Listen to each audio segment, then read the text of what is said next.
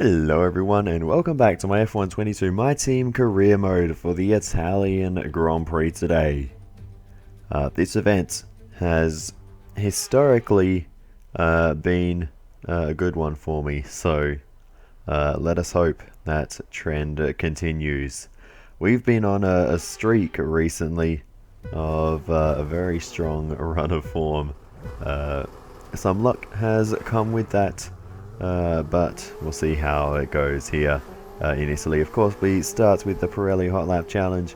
Once again, I've chosen the rival duel again because it was the easiest of the options. And again, we're skipping straight to the third duel, where I decided just to have some fun, and we just bashed our rival off the road there. Not sure the owners of these very expensive supercars would be too appreciative of that, but clearly it doesn't matter, and we push on. But yeah, apparently that is totally fine. We can get away with that and still get the full benefits of the money and acclaim at the other end. We just have the Ascari chicane to negotiate as we drift our way through, or attempt to. Not going particularly well, but anyway.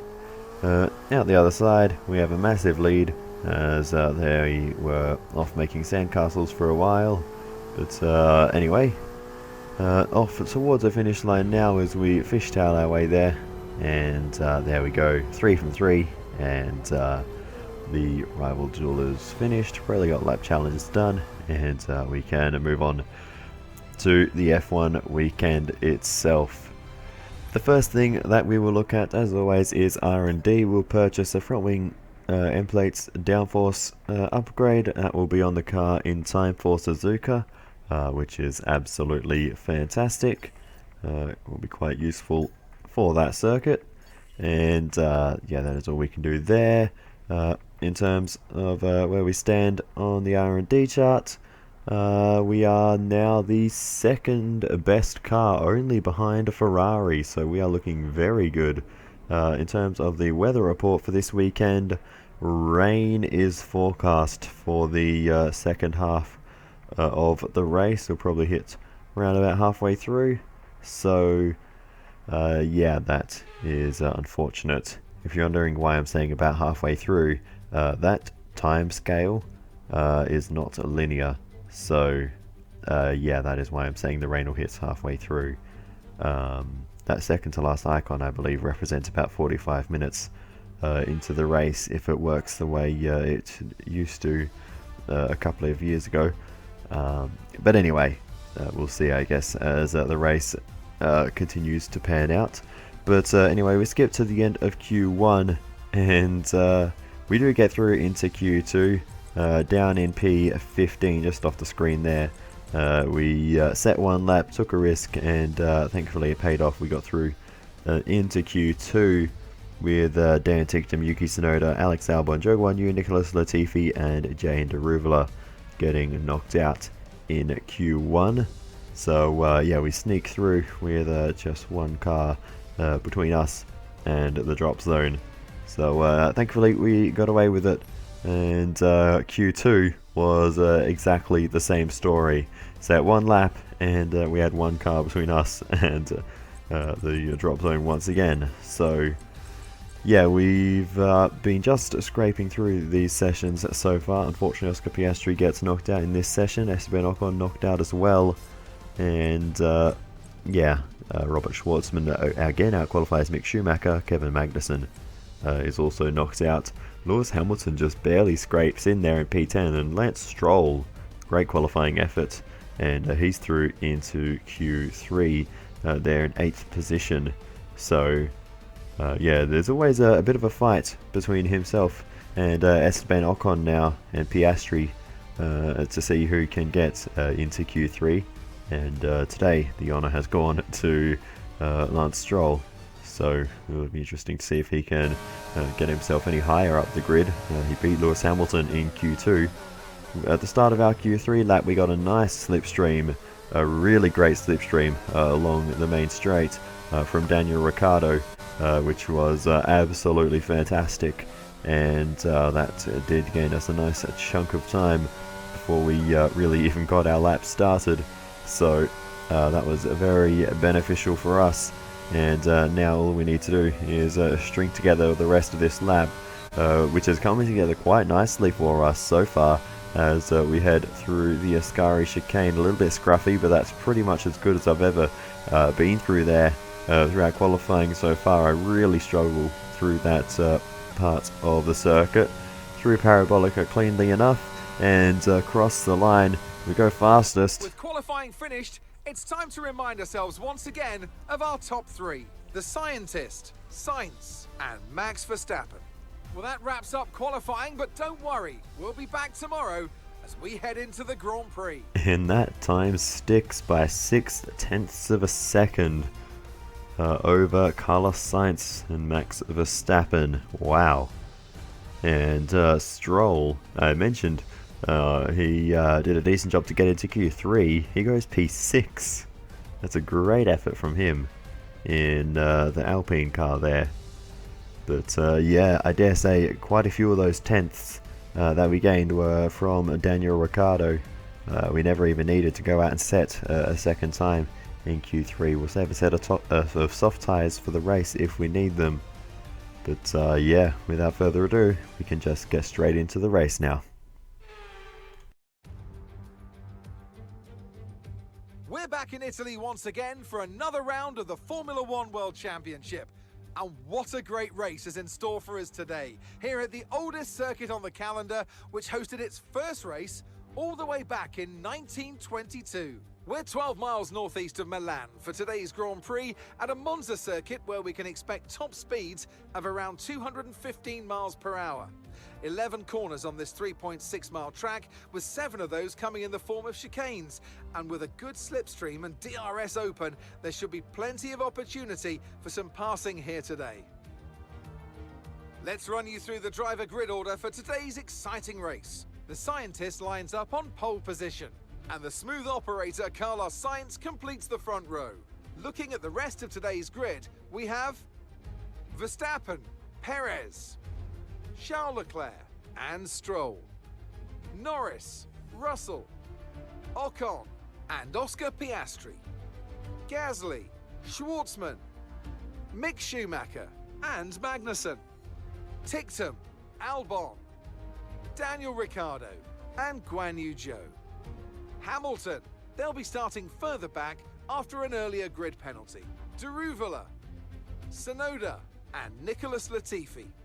It's almost time for the lights to go out, so let's head down to the track where preparations are underway.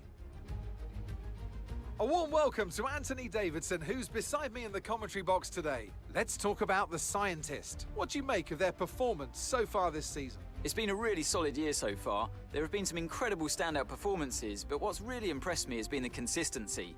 With this kind of form, I'm expecting another great race today. After the points finished last race, let's aim to keep that momentum going. Alrighty then. So here we are on the grid for the Italian Grand Prix. Strategy will be simple: medium tyres to the hards, and we probably won't even touch the hards. I think the rain will come before we need to use them. Everyone's starting on the mediums with the exception of Carlos Sainz alongside us. And then we have Pierre Gasly down the field halfway, and Nicholas Latifi off the back row, starting on the softs. Yeah. Okay, incredible parking there, nice one. That's going to give you the edge if you can get a good launch as the race starts. Those three on softs, everyone else so on the medium compound. Now be patient and watch for those lights. We are lined up on our grid box, ready to get this one started, as we now head to the 5 red lights. And it's lights out, and away we go for the Italian Grand Prix. It's a pretty good start for us, and compared to Carlos Sainz on the soft compound tyres, we move across to cover the position. In the end, we go back to the racing lane. We didn't need to really cover that off too heavily, and Sainz not close enough to threaten our position for the time being. And we maintain first place ahead of Sainz, Verstappen, Perez, and then Lance Stroll in P5. So he's gained a place, and a fair few grid penalties as well being handed out. which you would have seen throughout the grid sequence. Lewis Hamilton a long way down the field among them. And speaking of Hamilton, there he is, parked off the edge of the road with significant damage to that car. How has that occurred? Plowing straight into the back of the car in front in the braking zone, just being caught out there, and just not getting on the brakes early enough, and yeah, could not arrest the speed of that car, and yeah, went just going straight on, and could not stop. Wheel off for Lewis Hamilton, and his day is done before it's barely begun. You're approaching the safety car, you're leading, so don't pass it. Stay behind the safety car. And one of the Mercedes cars is out before the end of the first lap. And for the second race in a row, that is a key runner, you know, one of the big teams who, you know, you would expect to score points out on the first lap. So yeah, that is... Okay, the safety car's coming in this lap. We'll be pacing the field in Sector 3. Make sure to respect the delta until the safety car's into the pit lane. That is big news, and potentially opens the door for points for someone else further down the field. Okay, clear. Or further up the field in this case, because Lewis Hamilton was running right down the back when that happened. Incidentally, so was Daniel Ricciardo, who he ran into the back of. But we get racing once again as we are still on the defense from Carlos Sainz, even on the restart. And we are struggling a little bit at the moment as Carlos Sainz is making the move around the outside. And we're running side by side into the Ascari. We go very deep, and Verstappen gets through as we squeeze Sainz wide. And yeah. Okay, no issues with tyre wear for now. Keep taking care of them. That was a little forceful on my part there, so sorry, Carlos. But we go for the big lunge back down the inside, and we make the move back on Carlos Sainz. But Verstappen's through into the lead now, and that's what we really don't want, because Verstappen, of course, is our championship rival. So as we continue to struggle, we are really trying to catch up to Verstappen, but he's just got the pace, and we just cannot match it with him. Sainz has thrown us as well, and we throw it into the second Lesmo, trying to carry the speed, but we just don't have the grip. Charles Leclerc's through as well, and yeah, it's just a very frustrating phase of the race. I don't know what it is, but I do not have the grip of the cars around me at the moment, and yeah, we are just in a real struggle at the moment. Eventually, Leclerc and Sainz start to battle away, and Charles Leclerc gets the better of his teammate, who was on aging soft compound tyres, and eventually Carlos Sainz comes into the pit lane to replace those with a set of mediums, and he comes out in a whole big heap of traffic, but two, behind Nicholas Latifi, who has also come in for a new set of mediums. So Latifi has undercut Carlos Sainz. What? I'm lost in how this race is playing out. But anyway, we'll see how that all goes. But anyway, I don't think that the starting on the soft compound tyres is the way to go. But we'll see how the strategy plays out for Sainz by the end of the race. But we continue to battle on in this race as we again are fending off the attacks from behind. Sergio Perez there trying to make the move, but not doing it successfully at the moment. And now he locks up, goes straight ahead at the Della Roggia, and now he pulls off the road into the sand trap. So is there a problem there for Sergio Perez? Now coming back on, now coming to a stop. Not sure what is going on there for Sergio Perez, but he's losing a bunch of places. Whatever the issue is, whether that's a mistake or a car issue, I'm not sure, but it's difficult to tell. A bit of clumsy driving and something odd going on there for Sergio Perez, that is for sure. But anyway, he is parked off the side of the road at the Della Roggia for the time being. And we continue to fight, and try our best to maintain the position, as the one attacking us now is Esteban Ocon. He's made the move around the outside as we now go for the lunge back down the inside into the Variante del Rettifilo into turn 1 and 2. Right, they've got a serious car issue. It looks like they're retiring. Now Kevin Magnussen is out of the race with a mechanical failure, and he'll take no further part in this one, will K-Mag. So, unfortunate for the Dane, he is out of the race. Esteban Ocon makes the move in a straight line. We go for the lunge down the inside, a bit late, but we make it work. And having to use a lot of the curbs there at the Della Roggia, but nonetheless we get the move done, and that's becoming a bit of a trace of my driving here, just trying to generate any amount of lap speed. Is just smashing it over the curbs. But yeah, rain on the horizon here, as Charles Leclerc is now catching up to Max Verstappen, who's on the defensive here into the first corner. Charles Leclerc around the outside, getting a little bit squeezed there, but Verstappen leaves him the room. Leclerc not able to make the pass. The following lap though, Leclerc goes for it again, but again just not able to get that move done. Leclerc needs to get to the inside of turn 1, I think, if he wants to make that move. We continue watching this fight, lap 23 now, and again Leclerc trying to make that overtake, but again inside of turn 2 it's just too tight and he can't get that power down. But lap 24, maybe this is the one. He's got the inside line for turn 1. Maybe he can take that apex and shut Verstappen down the apex of turn 2 before Verstappen can get the power down here, and he does so. And now Leclerc takes the position, although lap 25, and Verstappen is back around the outside of turn 1, although I think he might find himself in that tight situation at the apex of turn 2, and Charles Leclerc holds on.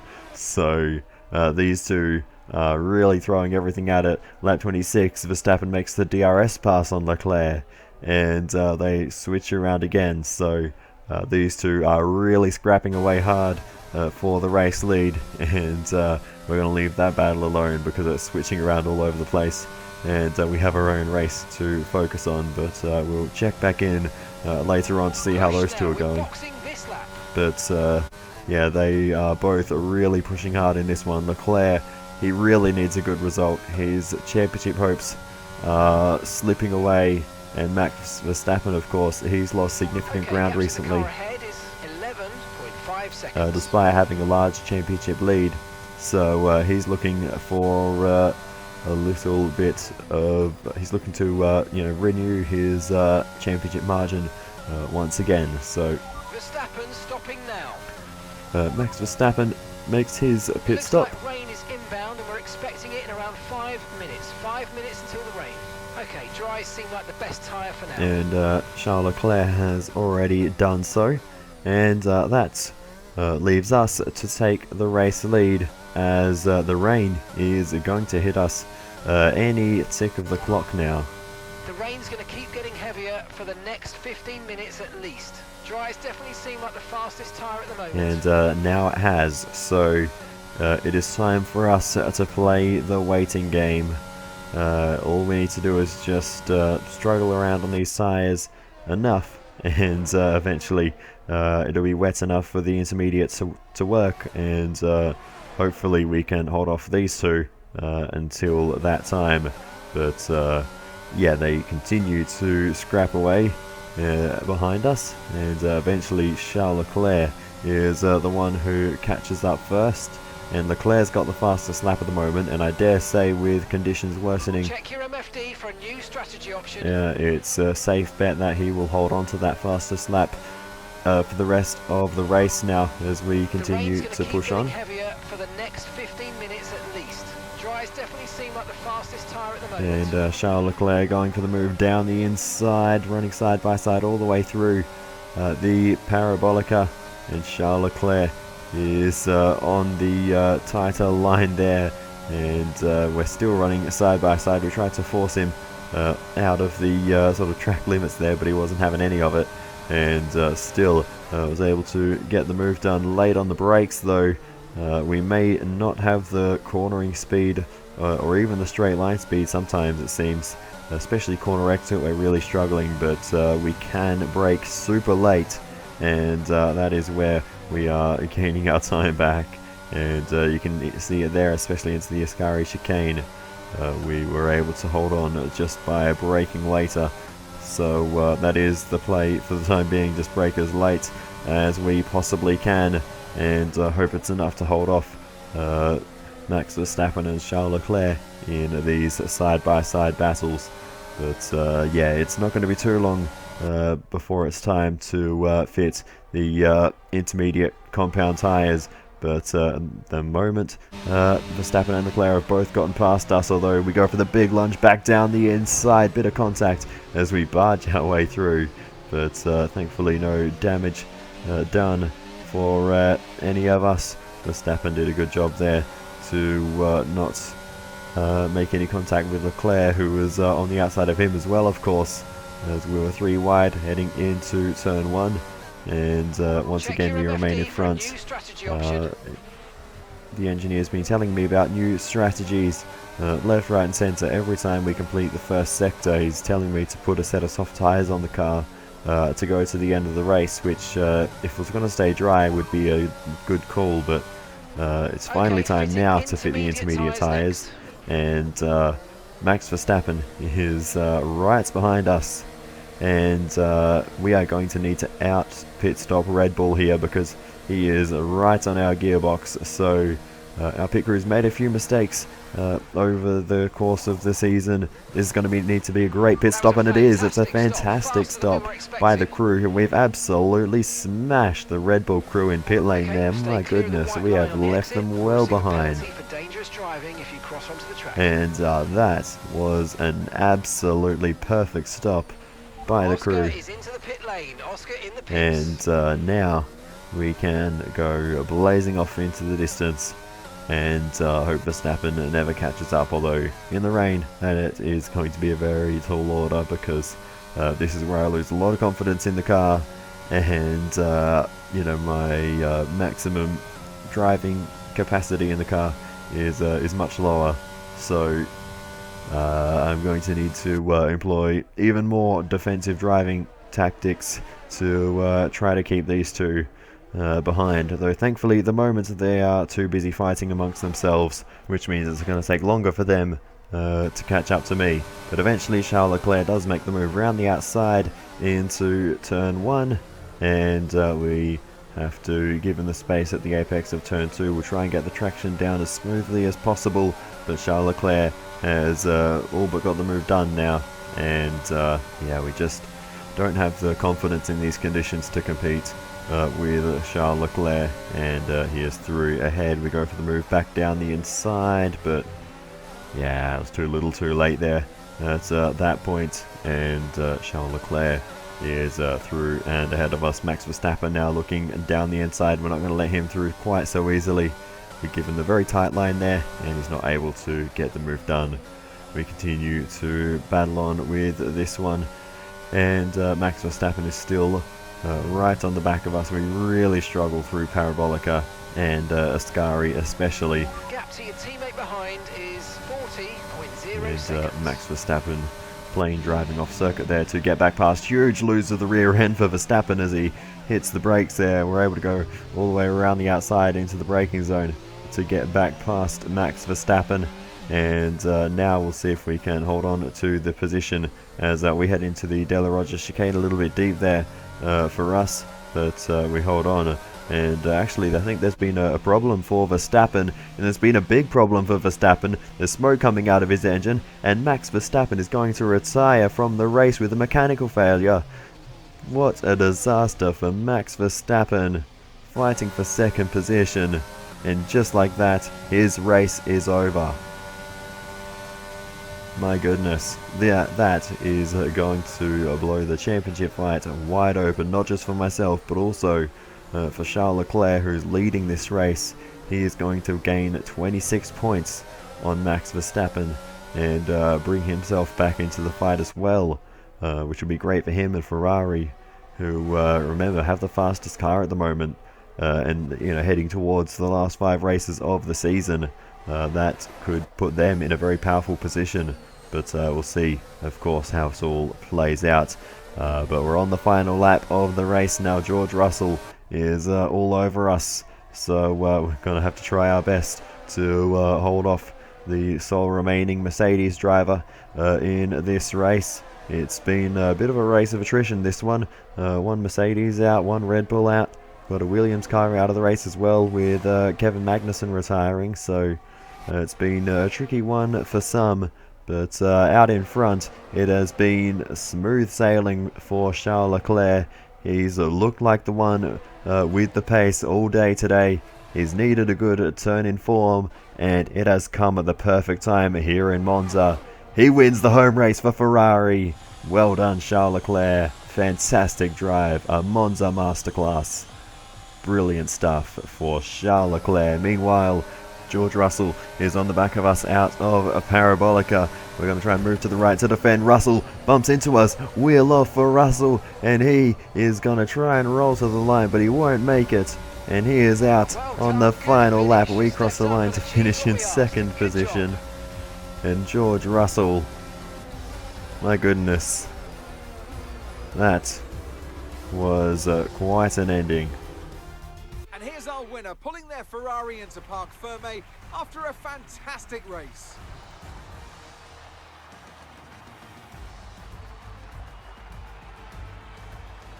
And talk to me, what do you think it was that sealed the win for them? It's a heroic effort for any driver to race in conditions like these, and seeing them fight their way to the front was very special indeed. They were able to find all the grip, all the good lines, and had the confidence to get on the power to top it all off. That's what pushed them into first place here today.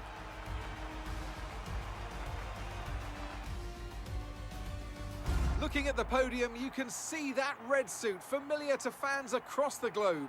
A world-class win for a world-class team. Ferrari, do it again.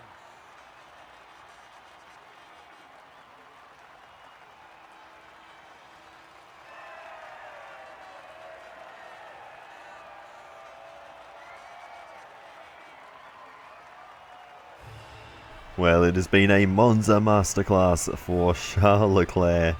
Second place will go to us, with Carlos Sainz making it a double podium for Ferrari in Monza. Great stuff for them. And now let's take a look at the drivers' standings. This result then narrows the gap between our championship leader and the rest of the standings. So, Anthony Davidson, who would you rank as your driver of the day? Carlos Sainz certainly wasn't someone to scoff about. His ability to follow race strategies throughout with pinpoint precision has to be commended. Let's move on to the constructors. Ferrari take the lead at the top of the table. It's been an absolutely wild weekend of Formula One action, and I can't wait to see what's next. Well, that was an interesting ending. What's perhaps more interesting is the fact that George Russell has still been awarded with 4th place. So, I mean, quite clearly he did not cross the finish line. But after watching back that replay on board with Russell, I will admit I did move across very aggressively, so that's fair enough. I think he can have those points. Yeah, that one's on me. So yeah. Anyway. So yeah, Charles Leclerc took first place ahead of myself, Carlos Sainz. George Russell must have just got out and walked to the finish line in 4th place. And then we had Lando Norris in P5 ahead of Esteban Ocon, bringing home P6, Sergio Perez at P7. So he obviously did get going again after whatever little issue he was having down at the Del Roger chicane. I don't know what that was about. I've never seen a car drive in such a way in this game. But anyway, it was so weird. It looked like a normal lockup, as if he just made a mistake, and then he crossed over the track, drove into the gravel trap as if he was pulling off the road like he had a mechanical failure, and then, you know, went back on as if he was, you know, trying to get going again, which he obviously did. It was quite bizarre. Anyway,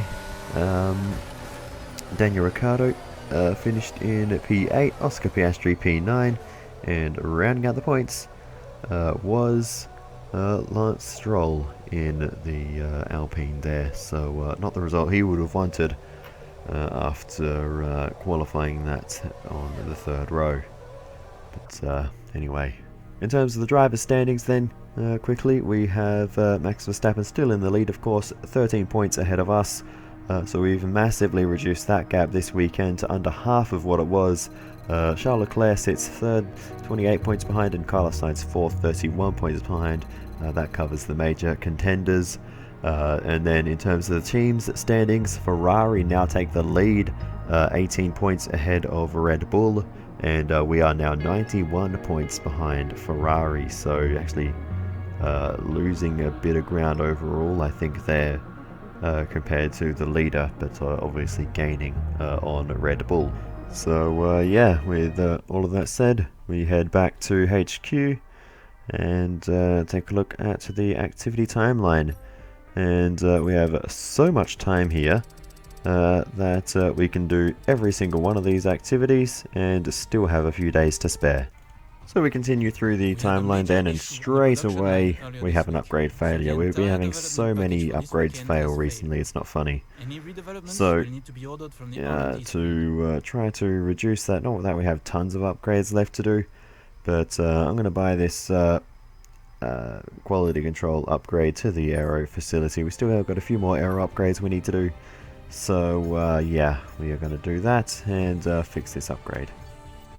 We continue through the timeline again then, and hopefully this will be more successful. We get our weekly resources, and we get that drag upgrade fixed, which is fantastic. We get a marketing department event.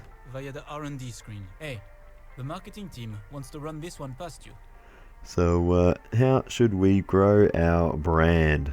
So we can choose one of three options here. We can get involved in charity, we can do an interview on TV, or we can do something on social media. We are going to choose charity. Thanks for stepping in and helping handle that.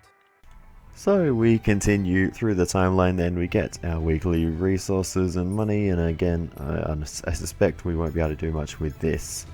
Some of these upgrades we have remaining at the moment are just so expensive, really. Yeah, it's really a struggle to just buy one upgrade. It's you know, all the resource points between events plus what we get from practice just to buy one upgrade sometimes. Yeah, anyway. That is the way it is at the moment. Potentially, maybe I should have worked on resource point generation more earlier on. Anyway, that is for next time, I guess. We continue to push on. We get that front downforce upgrade on the car successfully, which is absolutely fantastic. We get a part 2 of that marketing department event, and a nice boost to our driver acclaim, plus 500 to that. So that is absolutely lovely. More resource points and money flowing in. Again, not enough to do anything with at the moment. So yeah, we just push on to the Grand Prix weekend itself. Okay. We've had the new parts come through the fabrication process. We'll have them with us for the next Grand Prix. And yeah, we now arrive at the Japanese Grand Prix weekend. I didn't mention it at the start, but we fitted the last line of components for you know, the things we have 3 slots for: the ICE, the turbo, the what else have we got? You know, all of that stuff. MGUK, MGUH maybe. Yeah, and then there's the energy store and the control electronics. You only have 2 of. Yeah, that's right, I believe. But anyway.